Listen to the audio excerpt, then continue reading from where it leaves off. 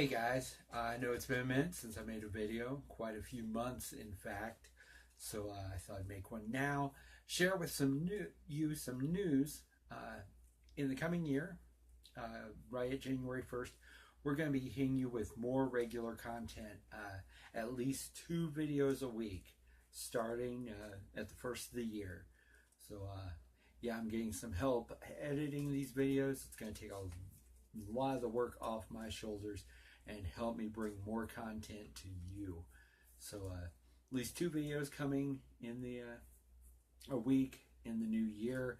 We're going to have our classic top 10 every week, and then we're going to be looking at some action figures, other collectibles in a segment we're calling Toy Chest Thursdays. So and the prediction preview videos for the pay-per-views are going to come a little more frequent. I'm going to not only be doing WWE, a New Japan here and there, a Ring of Honor, sometimes a Defiant, just all kinds of pay-per-views. So be on the lookout for that. This video is going to talk all about how wrestling is seen as acting. Not just on the mic, but in the ring itself, the selling, the moves you're doing. That's all physical acting, which makes it no surprise that some wrestlers try to apply their trade on the silver screen to, varying effect. Some really good, some not so. But I thought I'd give you my 10 favorite wrestlers in movies. Couple of rules that I had for myself going into this top 10: only one role per list. Like I can pick like Triple H, this movie, that movie, or a Cena, 2 roles. One wrestler, made an appearance, and also only 1 wrestler per movie. And there's a couple with a couple of different wrestlers in them. We'll talk about that as the list goes on. So those were the rules going in, and hope you enjoy this. Number 10, Triple H as Jarko Grimwood in Blade Trinity. It's not a good movie. It's a fairly bad movie. But I love Triple H as Jarko Grimwood in this thing. The camp, the over-the-topness, his love for that Pomeranian, where's my dog? Have you checked the lobby? I just love the campy humor. I know this is probably the film that killed that franchise, but I can't help it. I like the movie. I love Triple H in it. Number 9, John Cena as Steven in Trainwreck. If you are a John Cena fan, more importantly, if your children are John Cena fans, keep them away from this movie. Trainwreck is not for kids. It is definitely a very raunchy adult comedy, and John brings some of the raunchiest parts in his small little role. Playing against type, on TV, he's John Cena. He's the superhero and everything, and he has some lines that come out of his mouth that just would make a sailor blush.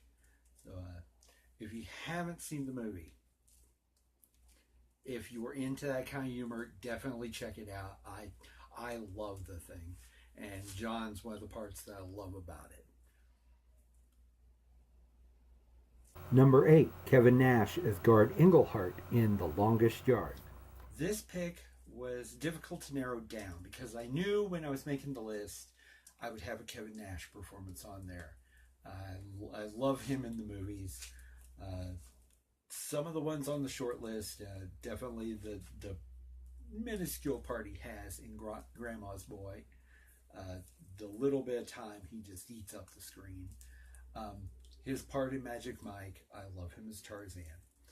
But by far the funniest he's ever gotten was Guard Englehart in the remake of The Longest Yard. To go from, what you would think a man that looks like Kevin Nash would act like, the big, surly, and then they slip him the estrogen pills, and he is a blubbering baby, and just cracking me up on both sides. He is really a good comic actor. So even though I prefer the original to that remake, and also there were several wrestlers in that movie, but my favorite performance by any of those guys is Kevin Nash. Number 7, George the Animal Steele as Tor Johnson in Ed Wood. Tor Johnson was a wrestler in real life. He was a friend of Ed Wood's, was in several of Ed's movies. If you have ever seen the Ed Wood movie, Plan 9, you know exactly what Tor looked like. And then you see the biopic, the Tim Burton biopic, Ed Wood, and George the Animal Steele as Tor Johnson. They look so similar. And, George had the wrestling background just like Tor did. It's just symmetry. And also, we never really got to see a serious side of George the Animal, especially on WWF programming. And he really, nails it. He's not overacting, or he's just playing the role, as he thought Tor would be. And just a really fine acting job from a man who we didn't get to see much of his acting chops in the wrestling world. So I'm glad we got to see that. Number 6, Sheamus as Owen Rocksteed / Rocksteady in Teenage Mutant Ninja Turtles Out of the Shadows. I am a huge TMNT fan. I fell in love with black and white comics when I was a kid. Kept up with comics, got into the animated series. Even as a kid, I liked the first 2 live action movies. They haven't held up well in their time, but a lot better than that third movie, which was awful. And I didn't much care for the computer animated TMNT movie, but I have surprisingly loved the Michael Bay Turtles movies. Especially, I was worried because those first drafts of the script came out and they were going to really make a mess of the origin story. And thank goodness Eastman and Laird, mainly Kevin Eastman, came to them and said, you can't mess with the origin story this much. The fans will backlash. And they listened to him. I like the movies. Rocksteady was cartoon add-on. Then they brought him into the comic books, but originally creation of that first run cartoon. Sheamus plays him like he should be played. Loud, boisterous, snide sense of humor, snarky as all get out. And Sheamus just hits all those notes beautifully in this movie. And I love that they left Bebop and Rocksteady alive at the end, so we can see him in another installment if there's going to be one. I sure hope there is. And it'll give us more time to see Sheamus as Rocksteady and see what he can do with that character. I would love to see it. Number 5, Dwayne "The Rock" Johnson as Chris Vaughn in Walking Tall. So many Rock movies to pick from. I mulled over, not nearly as much as I mulled over the Kevin Nash one. I really had a short list of my favorite Rock performances, and it got narrowed down pretty quickly when I really started thinking about it.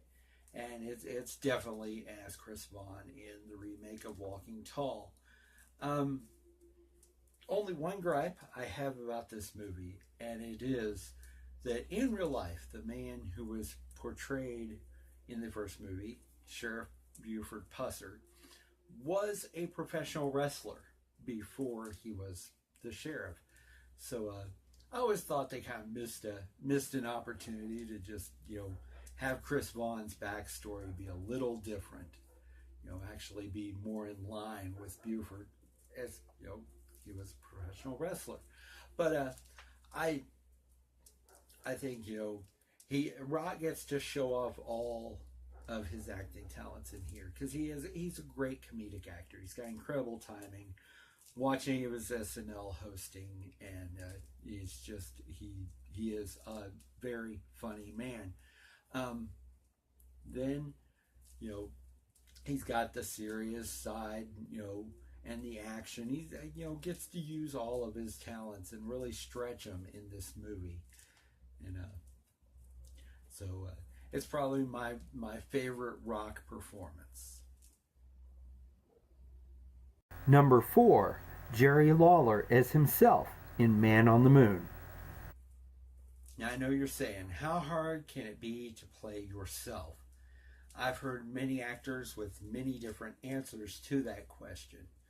But what I like most about Lawler's performance in that movie is that he, took what could have been a small sliver of the Andy Kaufman story and really made it a focal point. That was by writing, design, by direction, but Jerry really holds a lot of the gravitas during that moment, especially when the curtain been pulled back by this point, so they felt they could pull the curtain back on that feud. And I love seeing Jerry and Andy, when they're talking about the how they were going to end the feud, and Jerry saying, well, it's some of the best wrestling he'd ever done as far as shows. And it just I love him in that movie. That moment seems very genuine, very real. And then the rest, you get the King. You get Jerry the King Lawler in all of his splendor. And that character, it was meant for the big screen, I think. And I enjoyed seeing it up there. So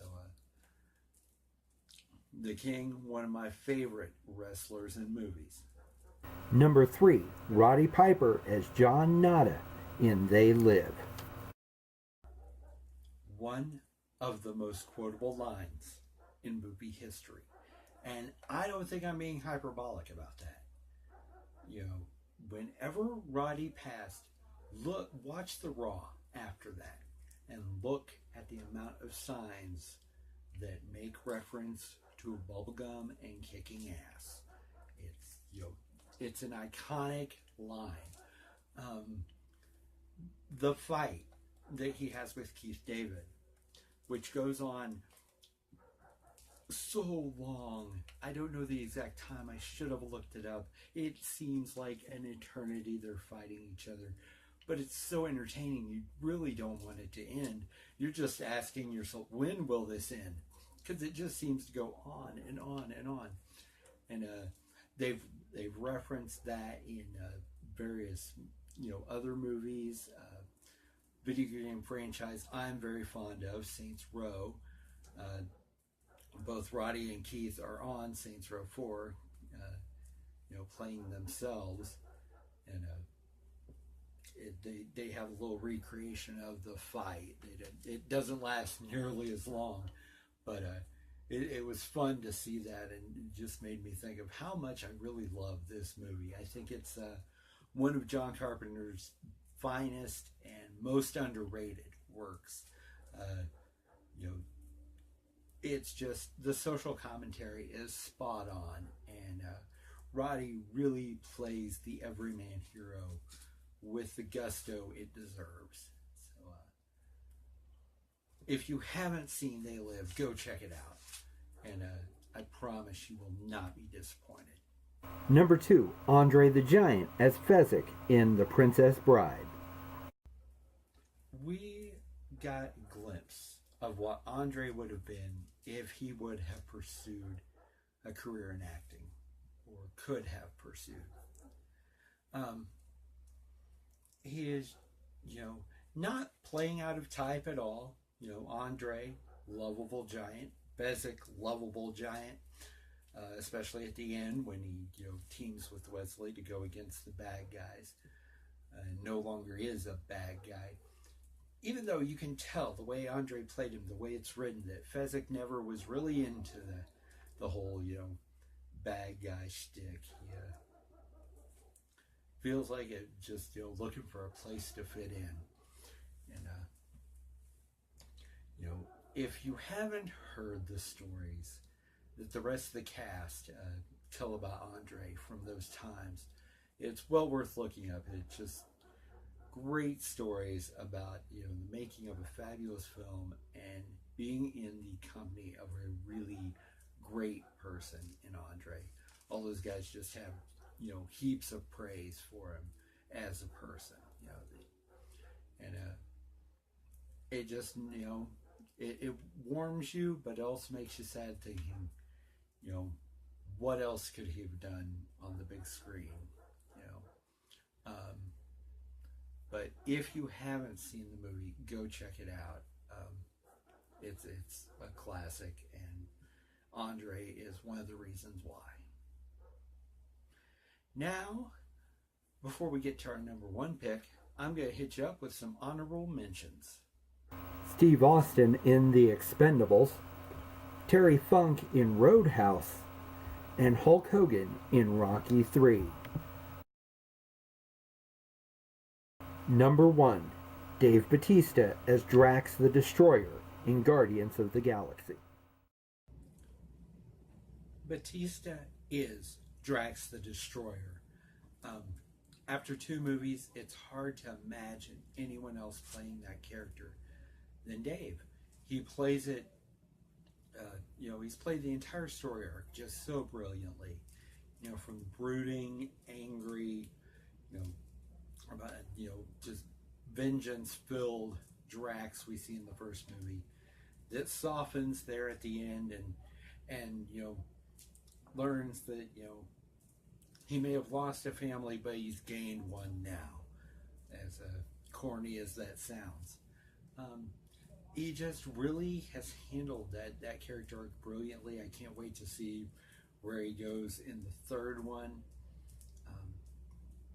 And I just think he's really found the character that, I hope it doesn't pigeonhole him as only the superhero action guy. But it really is a great performance and great movies. If you haven't seen them, go and check them out. If you're a Marvel fan, you've probably already seen them. If not, you definitely need to check them out. They're great movies. So there you have it, my top 10 favorite wrestlers and movies. Tell me who your favorites are in the comments section below. Don't forget to give this video the old thumbs up and subscribe to the channel. Head over to facebook.com/the Family One Kickout. Like the page over there. As with the videos, at the beginning of the year, we're going to be hitting on that site hard and heavy. This day in wrestling updates every day. More Facebook Live events, things of that nature. Just the beginning of the year, I'm really going to, concentrate on this channel and making it what I think it can become. If you want to follow me on Twitter, you can do that at Festus74. I live tweet all the WWE pay-per-views and any other pay-per-views I happen to be able to get. I live tweet during them, and dependent, I do Facebook Live after those events. So definitely go over to the page, the Facebook page, so you can get those updates. So thanks for watching the video, and always remember, when life has you pinned, always kick out.